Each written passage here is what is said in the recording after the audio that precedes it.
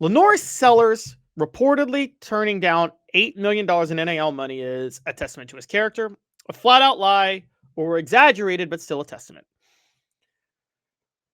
According to reports, LaNorris Sellers turned down $8 million to transfer out of South Carolina. Now, this is on the heels of The Athletic doing a feature on LaNorris Sellers' rise to college football prominence. For those who don't remember, LaNorris Sellers had a very strong finish to the year for South Carolina last year. He played at South Carolina in 2023, backing up Spencer Rattler. Came in 2024, struggled a bit early, and man, came on late and finished the year throwing for over 2,500 yards, 18 touchdowns, and 7 interceptions. Ran for nearly 700 yards and another 7 touchdowns. Many people thought that while South Carolina had lost to Alabama, and I do believe Ole Miss, that of the 9-3 SEC teams, the 3 of the one that should have gotten in over SMU, South Carolina was the best of the 3 by that point at the end of the year, and they deserved it. Certainly possible. It's a reason for a lot of the hype behind them entering this year as he enters his redshirt sophomore season. So LaNorris Sellers, it's worthy to do a feature on him. In the report from Bruce Feldman of The Athletic, there is a quote from LaNorris Sellers' father, Norris. And Norris says that LaNorris Sellers turned down a ton of money to transfer from South Carolina in the offseason. According to Feldman, quote, the biggest offer he heard was for $8 million for 2 years. Feldman quoted the Norris Sellers as saying, quote, he was offered all kinds of crazy numbers. I told him he could say, I'm going to stay or I'm going to go. But my 2 cents, it was to get into college on a scholarship, play ball, get our degree, and go on about our business. This NIL deal came later. We didn't come here to make money. We came here to get our education, play ball, and with schools calling, we're not going to jump ship because they're offering more than what we're getting. If it ain't broke, don't fix it. Now, I got a poll question up, and you guys give me your thoughts. LaNorris Sellers reportedly turning down $8 million in NIL money is a testament to his character, a flat-out lie, exaggerated, but still a testament. I'm going with exaggerated, but still a testament. That comment from LaNorris Sellers' father does lead me to have a lot of faith in LaNorris Sellers, the player, and what he can be, because he's clearly, unlike a certain quarterback that played for Tennessee, a mature decision maker, where he doesn't miss the forest for the trees. He is a South Carolina kid. He's from Florence, South Carolina.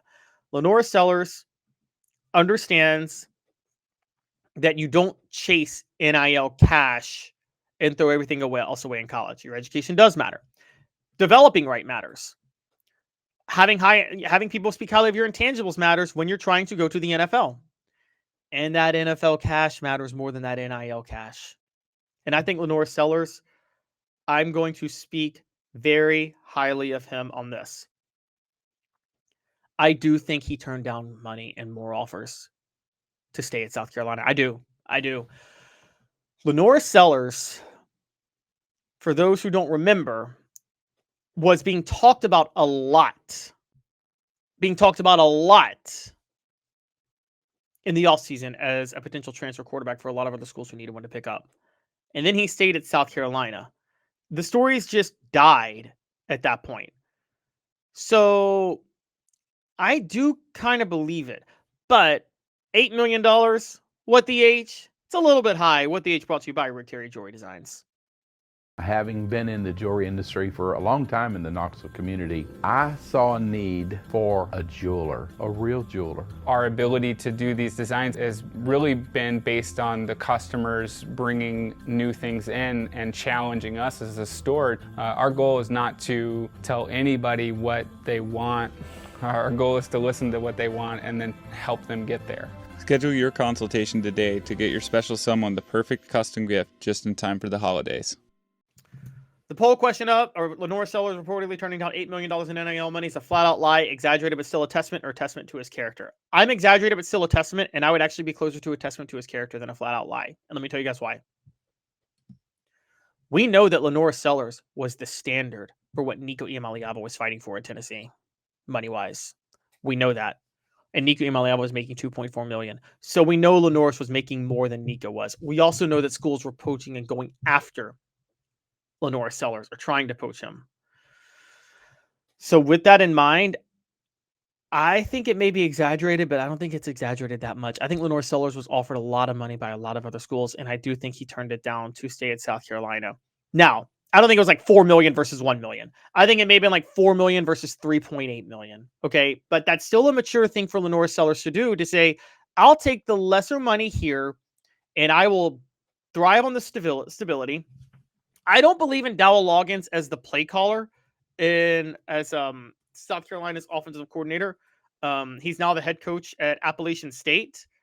But I did believe in Dowell Loggins' ability to develop quarterbacks. And I think he knew how to adjust to LaNorris Sellers, did a decent job with Johnny Manziel, just a lot of other issues with Johnny Manziel with the Cleveland Browns. Now, South Carolina has brought in Mike Shula as an offensive coordinator.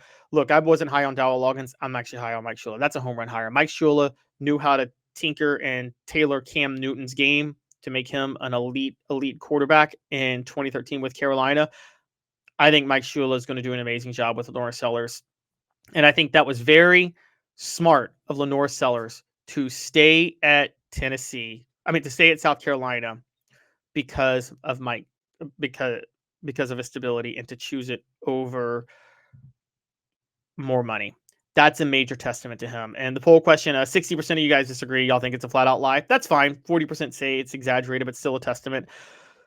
Again, I think it's exaggerated, but still a testament. Yeah. I'll say something like maybe LaNorris Sellers, maybe he says, put it this way, maybe he's making $3.5 million. He was all for $3.8 million, and someone says $4 million. I think the general gist of it is true, though. I think he was offered a lot of money to go elsewhere, and I think he willingly is choosing to stay at Tennessee. And I think his dad instilled the right values in him to stay at South Carolina. And I think his dad instilled the right values, that you stay where you are, you stay loyal, you focus on getting your education and developing. Major props to LaNorris Sellers for that. I don't think it's totally untrue. I think the loyalty of LaNorris Sellers is there. And I also think LaNorris Sellers knows what he's building up, and he's not going to fall. I mean, he's not going to risk NFL draft stock just for some extra NIL cash. Also, being from Florence, South Carolina, he probably just loves South Carolina. He probably wants to stay in the state.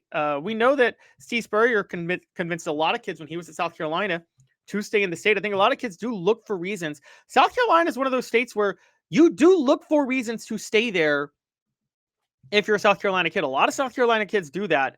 Very similar to a lot of Louisiana kids with LSU. It's just that South Carolina hasn't been able to be the dominant program that LSU has. But it took LSU a while. It wasn't until Nick Saban got there and Mark Emmert actually built up the facilities before they could do it. South Carolina's kind of that. The other problem is South Carolina has to compete with Clemson for that talent. If Clemson wasn't on the radar, or if South Carolina wasn't on the radar, the other school would just have a dynasty brewing in that state. There's a lot of good football talent in that state, and a lot of those kids don't like to leave the state. And so I do somewhat believe LaNorris Sellers. And I think, again, the more I talk myself into it, I think the Nico Iamaleava story is what leads me to believe LaNorris Sellers, because we know on the open market, Nico Iamaleava and his camp were negotiating, based on some reports, for more money because of what was being offered to LaNorris Sellers. We do know that. And so I think that in Nico Iamaleava and LaNorris Sellers, you got a tale of two quarterbacks. And it's kind of funny to think about now, because LaNorris Sellers and Nico were in the same class. LaNorris Sellers didn't come with the same hype.